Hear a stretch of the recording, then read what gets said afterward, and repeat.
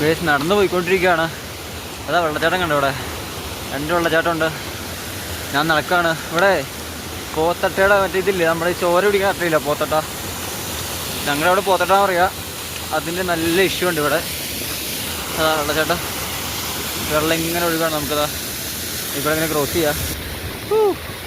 നല്ല കാറ്റുണ്ട്, നല്ല വെള്ളമാണ്, മഴയുണ്ട്. മൊത്തത്തിൽ ശരിക്കും പറഞ്ഞു കഴിഞ്ഞാൽ പെട്ടു എന്ന് പറയാം കേസ്. അന്നപൂർണ്ണ വന്നിട്ട് നമുക്ക് കുറച്ചധികം പ്രശ്നങ്ങളുണ്ട്. ഒന്നാമത്തെ കേസ് മെയിൻ പ്രശ്നം എന്ന് വെച്ച് കഴിഞ്ഞാൽ ഫണ്ടിൻ്റെ ഇഷ്യൂ തന്നെയാണ്. പിന്നെ ഈ പറഞ്ഞ പോലെ മഴയും പ്രശ്നമാണ് കേസ്. എന്തായാലും ഇതാണ് അന്നപൂർണ്ണയിലേക്കുള്ള വഴി. കണ്ടോ, അടിപൊളി സ്ഥലമാണ് കേസ്. കണ്ടോ, കോടമഞ്ഞ് പൊങ്ങുന്നതാണ് ആ കാണുന്നത്. കോടമഞ്ഞ് പൊങ്ങുന്ന കണ്ടോ. ഇവിടുന്ന് താഴേക്ക് വെക്കുകയാണെങ്കിൽ നല്ല പൊക്കോലത്തൊരു സ്ഥലമാണ്.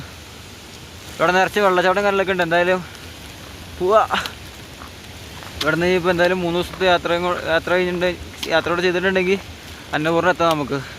നമുക്ക് എന്തായാലും പോവാം കേസ്.